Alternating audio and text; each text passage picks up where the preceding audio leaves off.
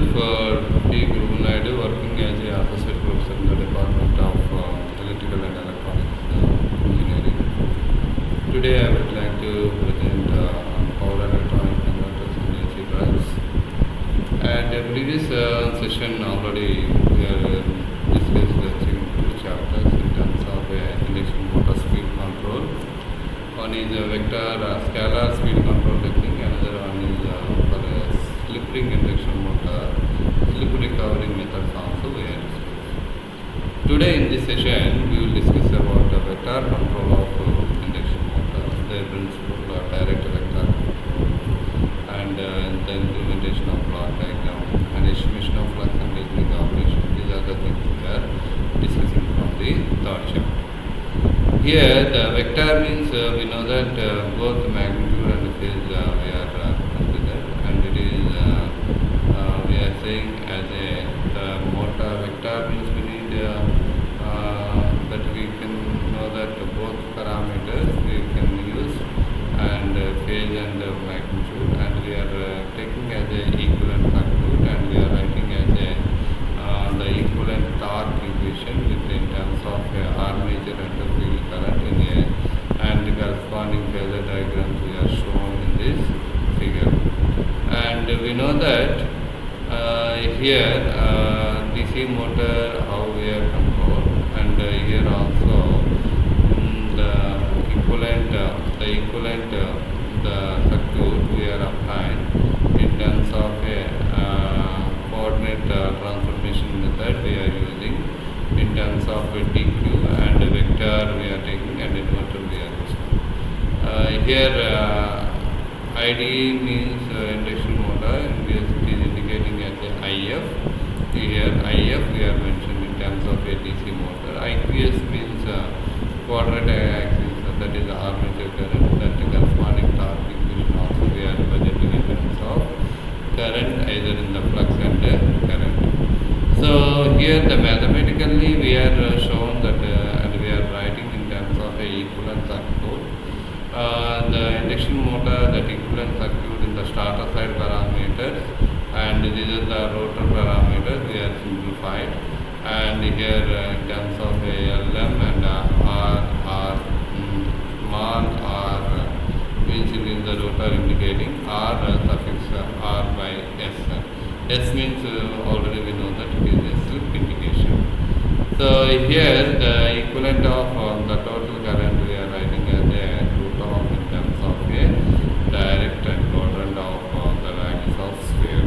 And with from this figure, and we can the steady state phasor means the increasing of torque component of the current and the increasing of flux component of the current. The both we are not shown in this figure. And here now we are coming to that principle of vector control, and here we know that the vector control, the DC motor means here very rare applications we are using instead of induction motor, and here controlling aspect DC parameters or DC motors is very simple, and here scalar means simple as much of compared to vector control. So here the vector means we need to consider all parameters, means like the input parameter A, B, C parameters, means we are making controlling the designing of circuit is more complicated.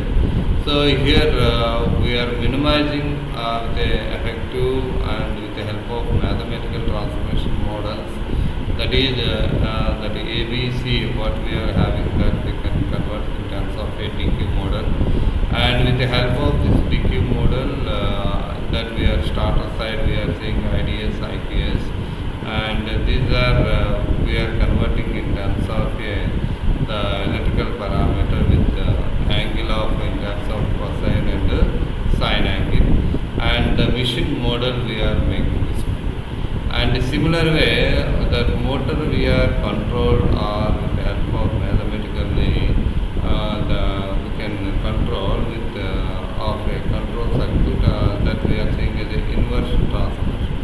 This is transformation method and this is inversion transformation. So here also we are saying as a IEA, IB, IC, and this we are converting in terms of a DQ model and to ABC to DQ model, and these are the converted in terms of a signal IDS and IPS.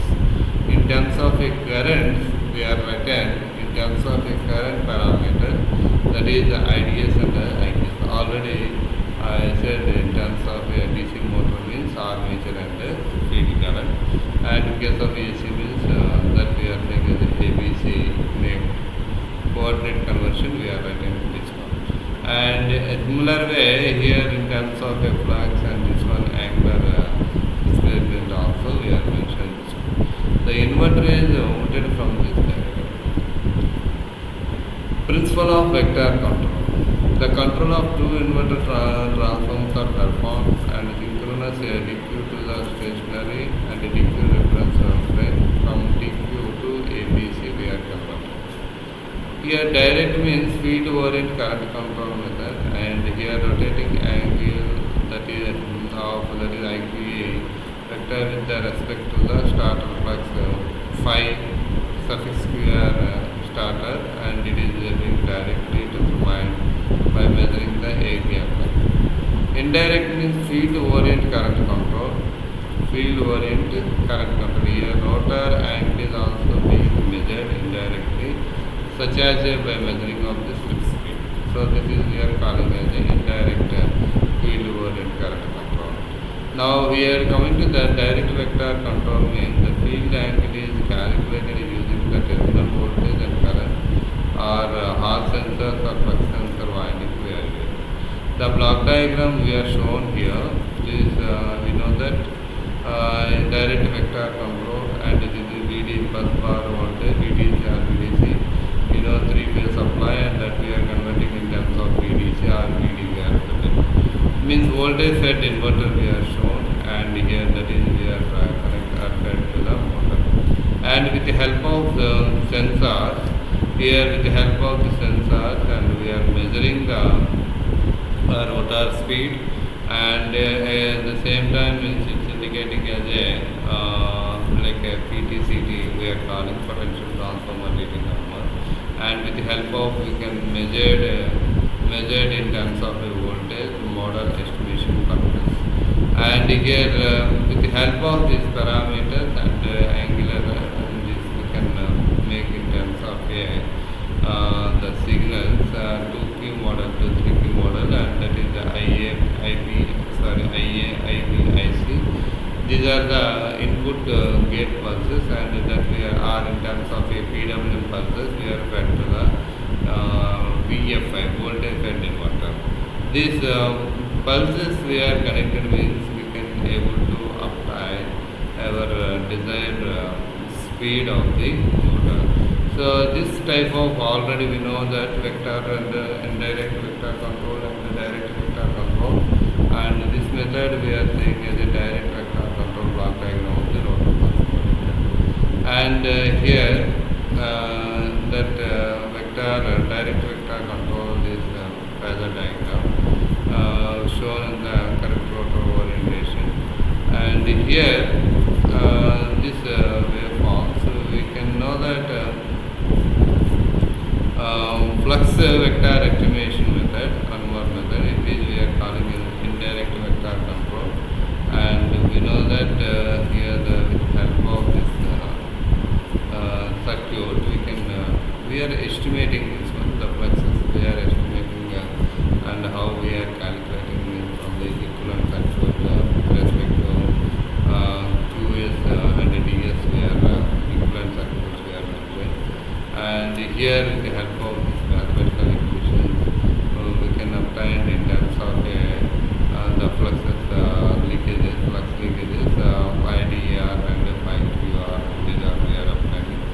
And with help of this we can with the help of this we can draw as a block diagram here, and here is three-phase diode rectifier, and is a capacitor bank we are connected parallelly this one, and the dynamic braking purpose we are using one switching and the braking resistance, this one dynamic braking resistance. And here PWM inverter or the voltage fed inverter we are connected, and again we have fed that inverter to the motor. And if you find here three sensors where current we are measured, and here it is a reference or actual values. And here encoder, incremental encoder we are using, we can measure the speed and angular or displacement we can measure. And with the help of this controlling circuit, we are designing the gate pulses, and we are for the PWM inverter, and we are controlling in with the help of the flux estimation method we are using, and we are controlling this. So this type of method we are calling as a indirect vector control method of the three-phase induction motor. So here also the characteristics of the torque and speed, including the feeding mode, also we have shown here. And here, so here that the equivalent circuit corresponding this one. This is about indirect vector control method. Another one, Lipkin tuning of the model. This is another method. So that we can move in the vector control of current fed inverter drive. This one, voltage one is, another one is current fed inverter. This is the main objective is the main objective with the help of the cycloconverter also we can control. Main objective is for in this induction motor to control either vector direct control and indirect control. In the vector control already I mentioned direct or indirect, and here the cycloconverter also we can call as a one watt method vector. So these are the mathematical we are using, and we are controlling the three-phase induction motor. Another method that is means from fourth chapter we are discussing. Still we are discussing about the induction motor speed control only, and in terms of the recovery. Another one is scalar control and the vector control. These are the methods we are discussing previous. And now here fourth chapter, permanent magnetic impedance pressurization motor. And first here we know that the characteristics of the characteristics are shown here. That is second one, pH character of the permanent magnet, and we know that the different conditions we are mentioned.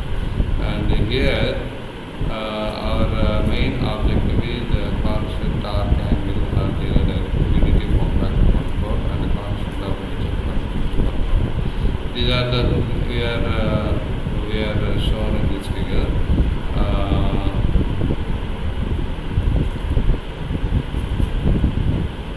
With the help of a block diagram, you can clearly understand.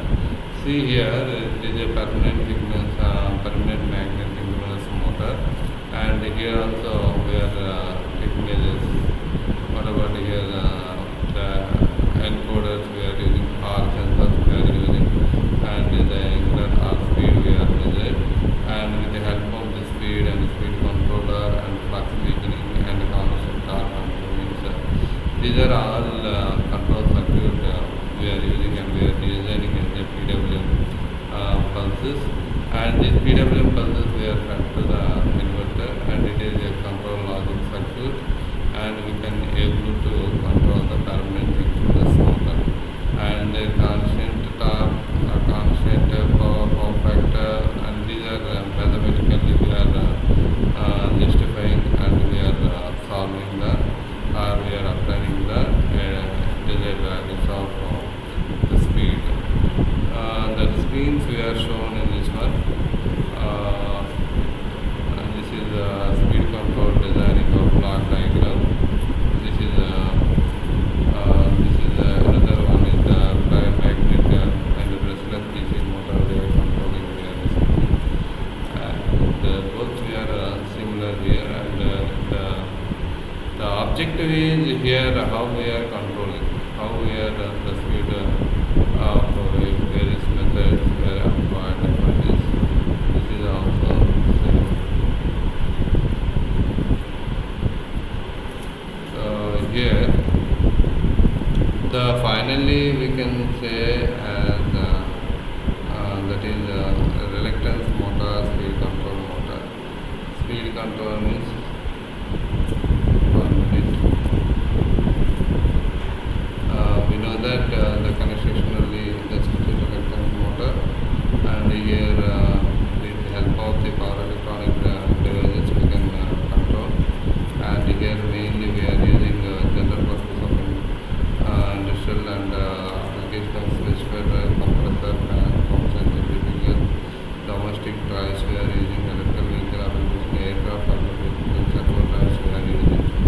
And you know that here in general we are having starter poles and the rotor poles. With the help of the reluctance between the starter and the rotor, the poles which will be operating. And here the torque equation where derived in terms of this one. Here we know that the operation of based on the position and the classification we are saying as the rotatory switch reluctance motor and the linear switch reluctance motor and the radial field switch reluctance motor and angle rotation. It is a single stack and a multi-stack we are shown in this one. Here this is a power converter, and with the help of the two switches the constant it will be switches are on and off, and based on that here the phase A it will be magnetizing. Based on the magnetization it is creating as either north pole and the south pole, and that we are shown at each instant how it is in this one. And in case of three phase means each switch we are connected, and based on the instant of switches are on and off, the current flow will be flow in the phases, and it will be magnetizing, and the